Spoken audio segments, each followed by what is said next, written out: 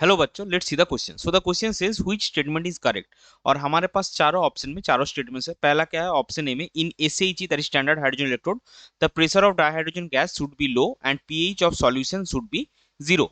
Option B, in the reaction H2O2 plus O3 to H2O plus 2O2, H2O2 is oxidized to water. And option C we have the absolute value of electrode potential cannot be determined. और option D में हमारे पास है according to IUPAC convention the standard electrode potentials pertains to oxidation reaction only. तो चलिए सबसे पहले देखते हैं इस क्वेश्चन का की कॉन्सेप्ट क्या है।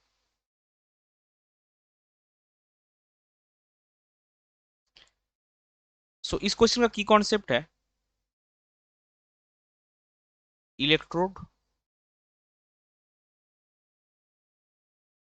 Potentials.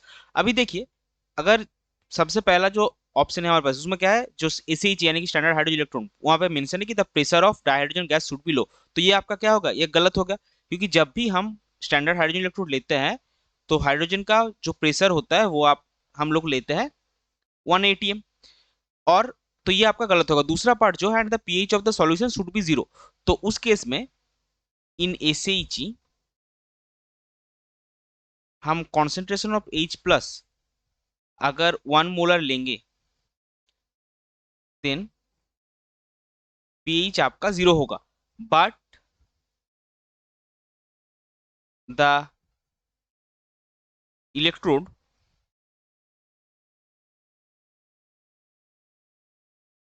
Can use any other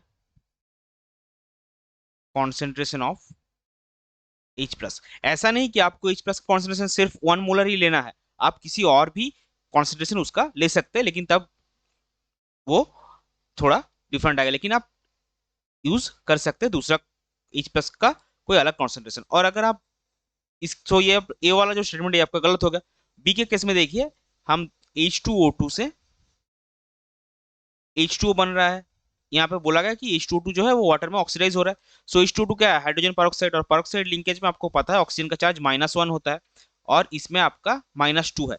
so -1 से -2 अगर ये जा रहा है, इसका मतलब ये क्या हो रहा है, इसका मतलब ये रिडक्शन हो रहा है। तो ये भी आपका गलत स्टेटमेंट है। H2O2 वाटर में ऑक्सीडाइज नहीं हो रहा है, H2O2 वाटर में रिड्यूस्ड हो रहा है। अभी चलते हैं थर्ड ऑप्शन पे। सी में क्या है, the absolute value of electrode potential can not B determined. हाँ, ये आपका सही है। हम किसी भी इलेक्ट्रोड का जो एब्सोल्यूट वैल्यू है पोटेंशियल का वो नहीं कर सकते। इसीलिए हम लोग क्या करते हैं, जब भी कोई इलेक्ट्रोड का पोटेंशियल निकालते हैं हम उसको with respect to standard hydrogen electrode यानी कि एसएचई के हिसाब से कैलकुलेट करते हैं। So the absolute value of electrode potential, the absolute value of electrode potential can not B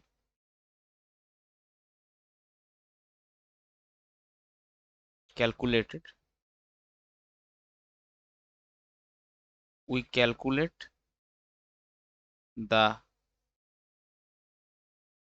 electrode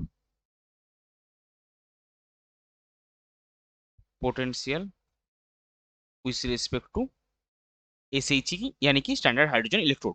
सो ये आपका करेक्ट स्टेटमेंट है। और डी में क्या है, according to IUPAC convention the standard electrode potential pertains to oxidation reactions only. ये आपका गलत है। हम क्या करते हैं, आईयूपीसी कन्वेंशन के हिसाब से जो हमका स्टैंडर्ड इलेक्ट्रोड पोटेंशियल होगा वो रिडक्शन पोटेंशियल होना चाहिए, यानी कि वो रिडक्शन रिएक्शन से pertains to reduction reactions only.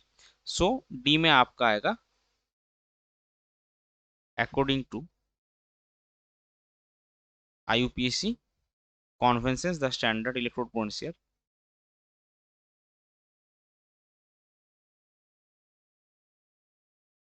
the standard electrode potential pertains to